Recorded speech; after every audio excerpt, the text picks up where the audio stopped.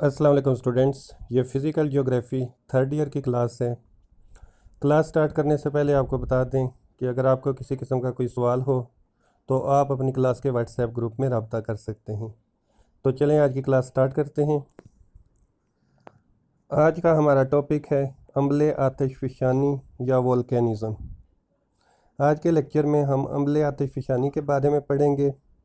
इसके अलावा आतिशी सरगर्मियों की मुख्तलिफ़ इक़साम को जानने की कोशिश करेंगे और आतिशफ़शानी पहाड़ की मुख्तलिफ़ इक़साम के बारे में जानेंगे। तो चलें आज की क्लास का स्टार्ट करते हैं।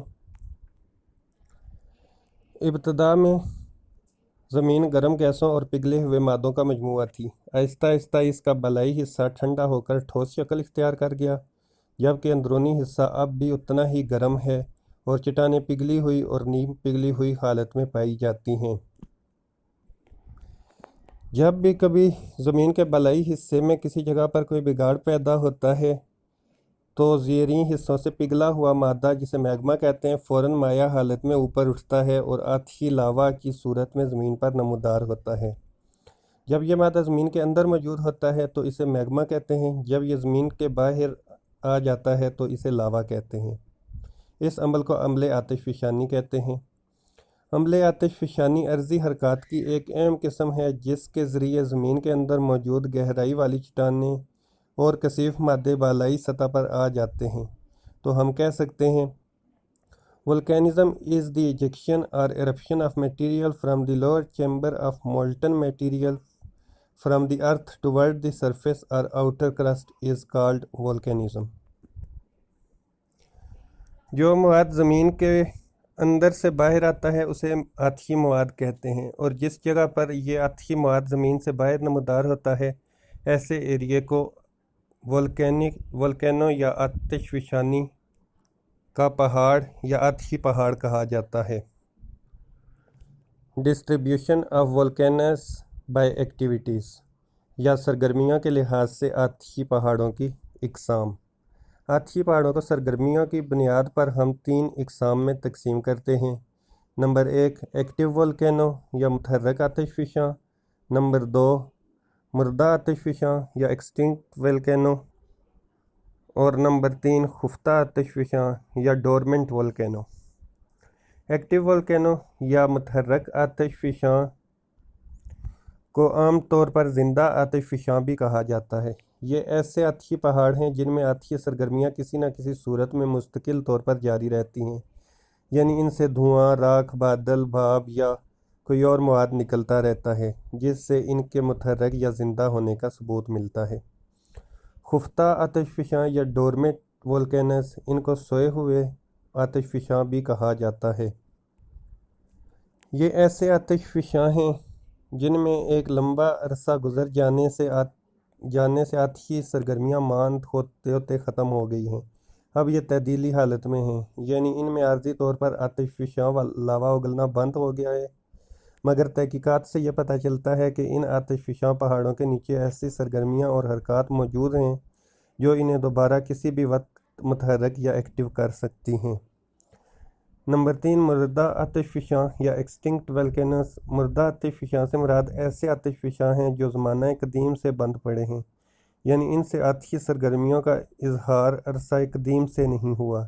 इनके बालाई हिस्से आहिस्ता आहिस्ता फरसुदगी से ख़त्म हो गए हैं और धाने, मिट्टी, जंगलात और झीलों से अट गए हैं, और आतिशी सरगर्मियों के आसार बिल्कुल मफकूद हो चुके हैं।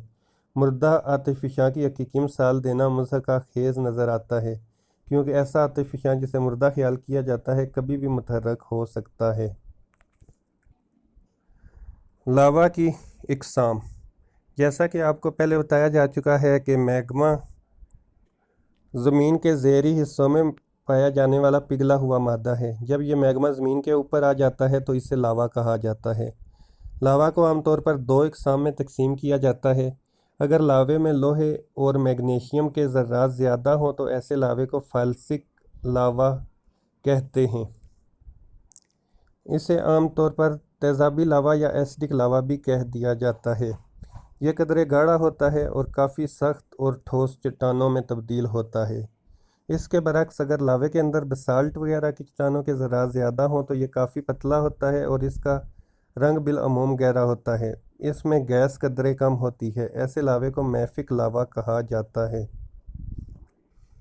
اس کے علاوہ اسے اساسی لاوا یا بیسک لاوا بھی کہہ دیا جاتا ہے۔ والکینک ماؤنٹین یا آتش فشاں پہاڑوں کی اقسام۔ آتش فشانی کے عمل سے بننے والے پہاڑوں کو آتش فشاں پہاڑ کہا جاتا ہے۔ ان کو عام طور پر مختلف اقسام میں تقسیم کیا جاتا ہے، مثلا مرکب آتش فشاں، گنبد نما آتش فشاں، مخروط نما آتش فشاں اور آتش فشانی شیلڈ۔ آنے والی سلائیڈ میں ہم ان کو ایک ایک کر کے دیکھ لیتے ہیں۔ نمبر 1، مرکب آتش فشاں یا کمپوزٹ والکینوز۔ آتش فشانی کے عمل میں بننے والے پہاڑوں میں سب سے اہم اور بڑی قسم مرکب آتش فشاں کی ہے۔ مرکب آتش فشاں پہاڑوں میں آتشی لاوا مختلف تہوں کی صورت میں ایک دوسرے کے اوپر جمع ہو جاتا ہے، جس سے مختلف ارتقائی مرحلوں سے عمل آتش فشانی سے پہاڑ مسلسل بلند اور وسیع ہوتے جاتے ہیں۔ ایسے پہاڑوں کو مرکب آتش فشاں پہاڑ کہا جاتا ہے۔ ان آتش فشاں پہاڑوں میں مواد قدرے گاڑھا ہوتا ہے۔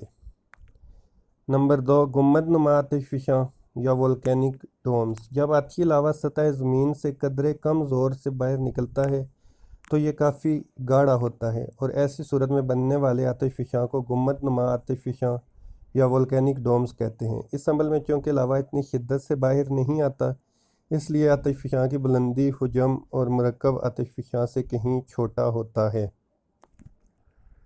نمبر 3، مخروط نما آتش فشاں یا سنڈر کون۔ جب آتشی لاوا ایک قدرے تنگ راستے سے ایک بہاؤ کے ساتھ باہر نکلتا ہے تو اس عمل میں ایک تکون نما مخروطی آتشی پہاڑی جنم لیتی ہے، اسے سنڈر کون کہا جاتا ہے۔ اس مخروطی پہاڑی کی تخلیق میں ہر طرح سے آتشی مواد شامل ہوتا ہے، مگر مجموعی طور پر مواد کم گاڑھا ہوتا ہے، اس وجہ سے یہ چند سو فٹ سے زیادہ بلند نہیں ہوتے۔ نمبر 4، آتش فشانی شیلڈز یا والکینک شیلڈز۔ آتش فشانی شیلڈ زیادہ تر پتلے بسالٹی لاوے سے بنتی ہیں۔ کیونکہ آتشی لاوا پتلا ہوتا ہے، اس لیے پھیل کر کافی دور تک نکل جاتا ہے۔ نتیجتاً آتشی شیلڈز کی بناوٹ میں اونچائی کی نسبت اس کی چوڑائی زیادہ ہوتی ہے، ڈھلان اتنی تیز نہیں ہوتی، جو عموماً 4 سے 5 درجے تک رہتی ہے۔ جی تو اسٹوڈنٹس، یہ تھا آج کا ہمارا لیکچر۔ اگر آپ کو کسی قسم کی کوئی بات سمجھ نہ آئی ہو تو آپ اپنی کلاس کے واٹس ایپ گروپ میں رابطہ کر سکتے ہیں۔ Thank you very much.